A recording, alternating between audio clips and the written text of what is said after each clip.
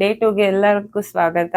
ನಾನು ಇಲ್ಲಿ ಹೂ ತಗೊಳ್ತಾ ಇದ್ದೀನಿ ನೋಡಿ. ಶಾವಂತಿಗೆಲ್ಲೇ 2 ಶೇಡ್ ಇತ್ತು, ಬೇರೆ ಯಾವ ಹೂಗಳು ಇರಲಿಲ್ಲ ಅಷ್ಟೊಂದು.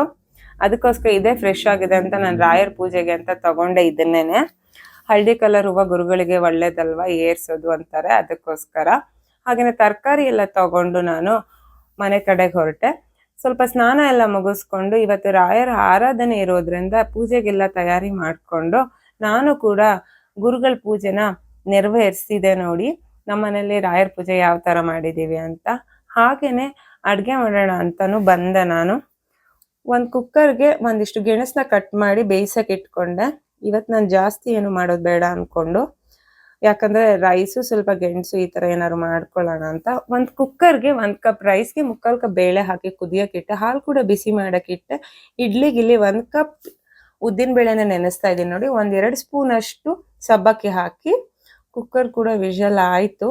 ಹಾಗೆಯೇ ನಾನಿಲ್ಲಿ ಶಾವಿಗೆ ಪಾಯಸ ಮಾಡೋಕ್ಕೇ ಹಾಲು ಕಾಯಕ್ಕೆ ಇಟ್ಟಿದ್ದು. ಅದಕ್ಕೆ ಸ್ವಲ್ಪ ಶಾವಿಗೆಗೆ ಸ್ವಲ್ಪ ತುಪ್ಪ ಹಾಕಿ ಚೆನ್ನಾಗಿ ಹುರ್ಕೊಳ್ತಾ ಇದ್ದೀನಿ. 1 ರೌಂಡ್ ಹುರ್ಕೊಂಡಾದ್ಮೇಲೆ ಇದಕ್ಕೆ ನಾನು ದ್ರಾಕ್ಷಿ ಮತ್ತು ಗೋಡಂಬಿನ ಸೇರಿಸಿ ಸ್ವಲ್ಪ ಗೋಲ್ಡನ್ ಬ್ರೌನ್ ಆಗೋ ತನಕನೂ ಹುರಿತೀನಿ.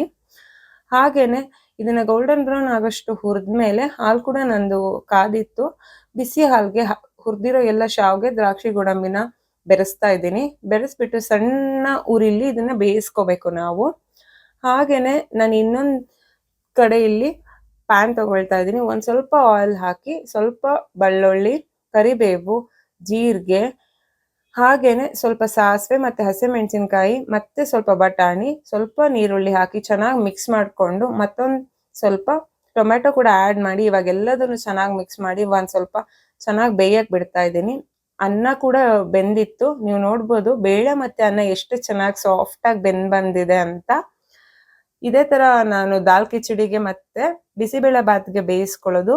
ಹಾಗೆಯೇ ಬೆಂದಿರೋ ಒಗ್ಗರಣೆಗೆ ಸ್ವಲ್ಪ ಅರಿಶಿನ, ಸ್ವಲ್ಪ ಗರಂ ಮಸಾಲ, ಸ್ವಲ್ಪ ಉಪ್ಪನ್ನ ಸೇರಿಸಿ ನಾನು ಮತ್ತೊಂದು ರೌಂಡ್ ಮಿಕ್ಸ್ ಮಾಡ್ಕೊಳ್ತಾ ಇದ್ದೀನಿ ನೋಡಿ. ಇದೆಲ್ಲ ಮಿಕ್ಸ್ ಮಾಡ್ಕೊಂಡ್ಮೇಲೆ ಇದು 1 ರೌಂಡ್ ಬೆಂದಿದೆ ಅಂದಾದ್ಮೇಲೆ ಇದನ್ನು ನಾನು ಬೇಯಿಸಿರೋ ಅನ್ನ ಮತ್ತು ಬೇಳೆಗೆ ಸೇರಿಸ್ತಾ ಇದ್ದೀನಿ. ಸೇರಿಸ್ಬಿಟ್ಟು ಸ್ವಲ್ಪ 1-2-3 ಚಿಟಿಕೆ ಅಷ್ಟು ಮೆಣಸಿನ ಪುಡಿನ ಸೇರಿಸಿದೆ.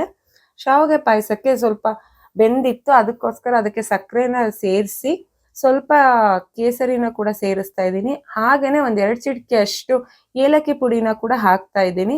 ತುಂಬಾ ರುಚಿಯಾಗಿ ಬರುತ್ತೆ. ನೆನ್ನೆ ಕಡ್ದಿಟ್ಟಿದ್ದು ಬೆಣ್ಣೆ ಇತ್ತಲ್ವಾ, ಅದನ್ನು ಕಾಯಿಸೋಣ ಅಂತ ತೆಗೆದೆ.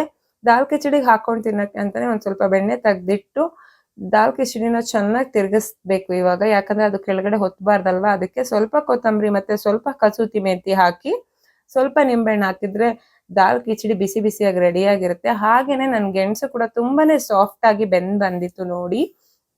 ನಮ್ಮ ಅತ್ತೆ ಕೂಡ ಊರಿಂದ ನಿಂಬೆಹಣ್ಣಿನ ಉಪ್ಪಿನಕಾಯಿನ ಹಾಕ್ಬಿಟ್ಟು ಕಳಿಸ್ಕೊಟ್ಟಿದ್ದಾರೆ.